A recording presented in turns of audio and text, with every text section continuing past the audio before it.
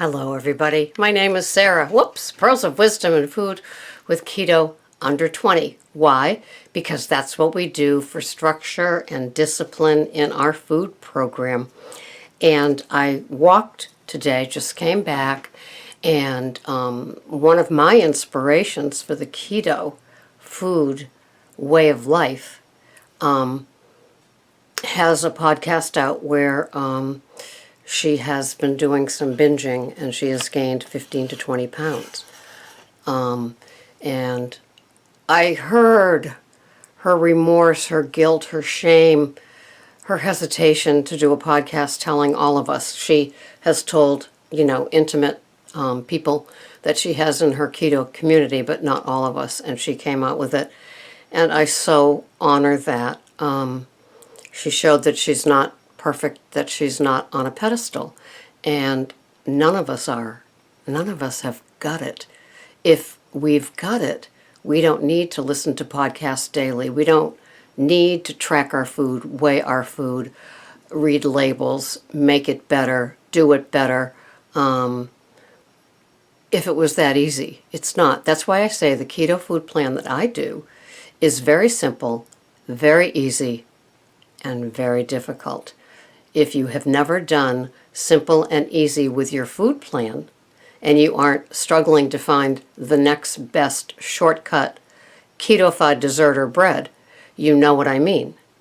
Adapting to savory after having the sweet for however many decades you had it, with the carbs, the sugar, the artificial sweeteners, all of the garbage in the middle aisles, then you know what I'm talking about. The things I was most heavily addicted to were the things like Coffee Mate, filled with all those chemicals to make me want to have it. CAKESs, sweetened yogurts. The more sugar in them, the more I like them. How come lemon and chocolate Stonyfield were my two favorite flavors?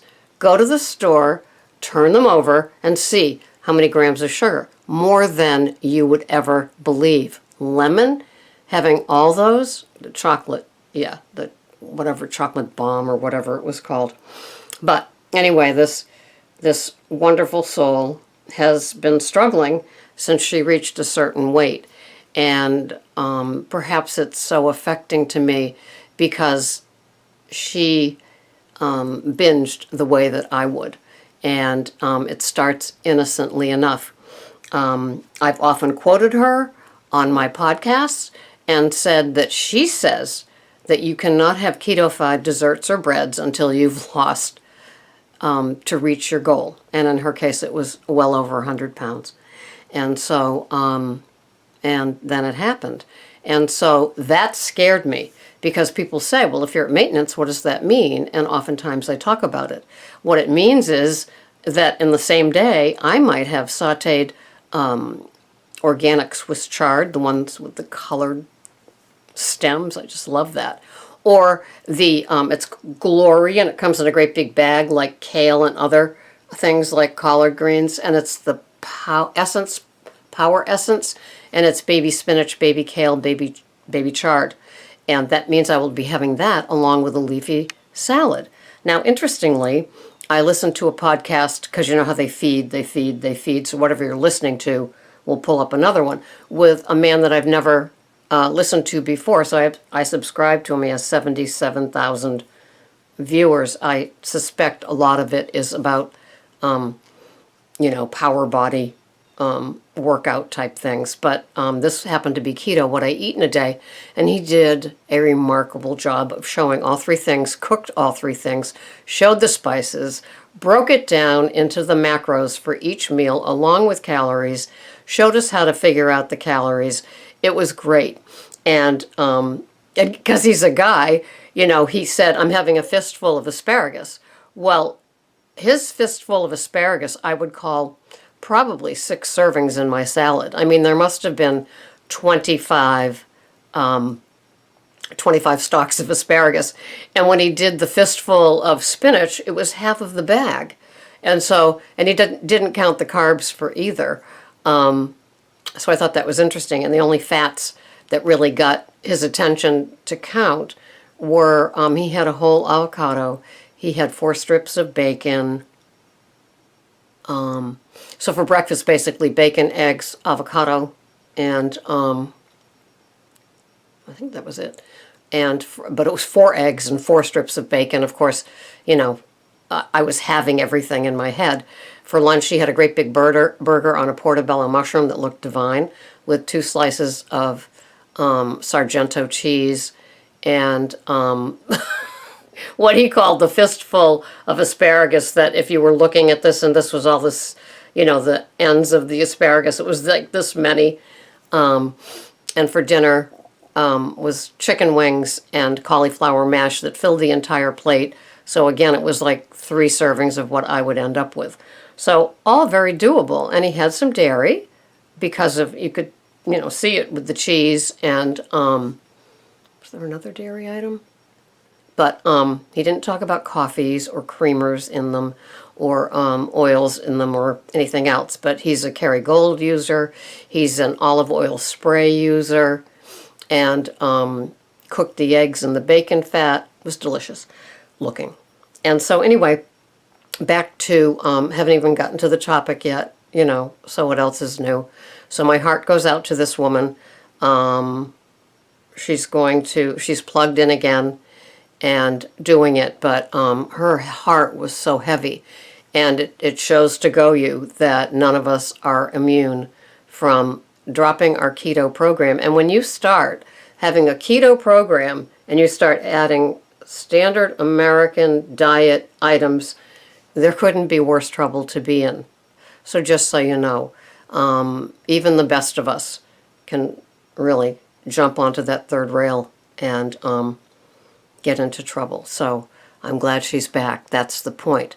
It's not that you feel like you failed or you've binged. It's getting back up. And if you do podcasts, it's dusting yourself off and coming clean with everybody. It's amazingly cathartic. Speaking of that, in AA and other 12-step programs, there is a little blurb called The Promises. And I think one of them applies to keto way of life, keto eating, more than any of the others. And it is, we will know a new freedom. And that's one. And that second promise is that we will get to where we want to go, meaning our goals, sometimes quickly, sometimes slowly, but will always materialize if we work for it. And work is the 4-letter word. It's an action verb, right? And so keto, just falling into a vat of fat and adding bacon and avocado and maybe a couple of eggs and putting Kerrygold butter, you know, a 1/4 cup of it onto a burger is not how I'm living my keto. I see so many shortcutters, and it is sometimes quickly, sometimes slowly. But the older you are, the more slow you may find it. And more older women and men are commenting on my channel, thank you very much for your membership, about it's slow. But they have wisdom on their side, because that's one benefit of getting older, is that we get wisdom. We're the ones sitting in the doctor's office, not going crazy that we have to wait 45 minutes. We are not stamping our feet like Marissa Tomei in that podcast about her biological clock ticking. We are not that important. We don't need to tell the receptionist, don't you know who I am?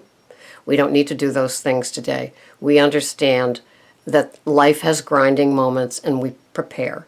I have a little rubber basket that I bring. I bring it to work. It has crossword puzzles that I've cut out. It has word search books. It has Men's Health. It has Esquire. It has Woman's World, or First, I think. It has articles I haven't read. It has flyers for what's on sale. And I bring it with me because I'm not expecting to be entertained by others. Although sometimes on full moons and any other time I could be entertained. But we take care of ourselves, and we understand that the sometimes slowly could be what happens for us. The sometimes quickly, bonus, but it's not always. You know, we've walked a lot of miles into the woods. I'm nearing my 67th birthday. And at 66, I began my Keto Under 20 journey. I was low carb, high fat before that, and I was Weight Watchers before that. And I was on a wing and a prayer before that. Yeah, I'll have another piece. Yeah, I'll have another slice. Yeah, yeah, sure. Buying coffee made by the truckloads, buying Friendly's ice cream by the truckloads. I did it all. And I had the weight to prove it. And I had the mind, the crazy mind. Keto has given me a calmness, a sensibility, a logic, some patience, and an incredible, just incredible change, a transformation that goes from my heart to my stomach to my head on outward. You know, so many things have changed. And is it slowly? Yes, it is. And sometimes in AA we hear them say, pray for a slow recovery. Why is that? Because you need to learn how long it could take and have patience with it. And so I firmly believe, I'm very spiritual about this, I believe my higher power gave me lots of other benefits besides the whoosh and the scale drop. With 8 hours of sleep, are you kidding? I can't tell you the last time I had 8 hours of sleep. The calmness, the level moods, the no craving sugars, carbs, or fruits, because I'm not keto-fying anything with artificial things or fake things to make my world still. I'm not mimicking, in other words, I'm not mimicking a standard American diet with keto-fied items. And to me, it doesn't work. I'm a food addict. I can't play in that yard of artificial, and you can get away with this. I can't. To me, like the portobello mushroom is my idea of a bun for a burger, okay? Or romaine lettuce to make something into a wrap. I'm not playing. I'm not playing with the fake keto-fied foods, the artificial sweeteners, the keto junk food out there. I'm not doing any of that because I'm a food addict. And my brain doesn't know the difference between a real Coke, a Diet Coke, or even sugar-free Jell-O. It doesn't know the difference. And so I can't sit there and make logic to my addict. My addict got me here. And so I don't take anything for granted on my Keto Under 20 food plan. If I ever have over 20 carbs, and there's been days that I have them, most likely on Sunday night with the veggies and the steak from the Big Green Egg. They're veggies. They are not a keto-fied dessert to come after the keto meal. I don't play with that. I don't do it. I don't do nighttime eating. This doesn't mean that I'm all that in a ham sandwich. It means I've learned the hard way. And if you haven't learned the hard way, you have more lessons to probably learn. Because that's how we do it. Nobody's doing our tracking and food prepping and feeding us. We have to learn how to take care of ourselves and not play. And if the addict is winning out and you think that you need to make a keto dessert to have at 8 o'clock at night before you go to bed, then, well, so much for intermittent fasting, unless you're counting that and then you don't eat until the next day. But is that really intermittent fasting? Aren't you still like wanting best of both worlds? Just saying. I hope that you can get to the keto way of eating that it's meant to be for you. And I understand tons of people can have that sort of stuff. Maybe they're not food addicts. I don't know. My wheelhouse is food addiction. So I have no idea what it's like to be able to have keto-fied things in my keto under 20, 30, 40, 50, 60 carbs per day. I don't know. My wheelhouse is strict and disciplined keto because that's what works for me. And it's a consistency that I bring to this channel every day. You don't have to do it, but I do it because I know what slipping and falling and binging and overeating and guilt and shame and remorse and self-loathing and disgust feel like. They are just right there. I can pull them right there and feel it all over again with one bite. One bite. And they say in our program, one drink what do they say? 200 drinks aren't enough and one drink is too many. One bite is too many for me. And if you don't think it sets up an automatic obsession and compulsion to have the rest of that where that bite came from, then you haven't experienced it. A lot of us have, and we share it and we caution, but it's not my journey if you're still doing it. I'm just saying that just because it sounds like I'm self-righteous by doing this, please don't take it as self-righteous. Take it as I've had my skinned knees, I've had my stubbed toes, I've had my bruised body, I've had the self-loathing, the self-disgust, the guilt, the shame.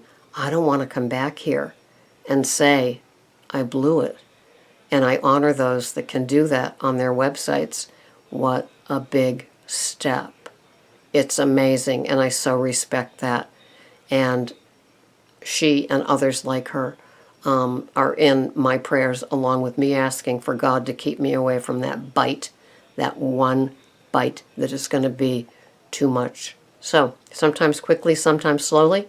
The slowly is where your head catches up and starts tamping down that addict. The addict is one bite away from me. Not allowed in the wheelhouse. The wheelhouse is like where the pilots are. It's locked. I'm the only one that could let somebody in, so I'm not letting Ms. Slick in. She's not grabbing that wheel. Too many times she's grabbed it. Have a wonderful day. Thanks for my spiritual rant. See you next time. This has been Sarah, Pearls of Wisdom and Food, with Keto Under 20. Tracked, measured, weighed, eaten. Thanks for watching. Bye-bye for now.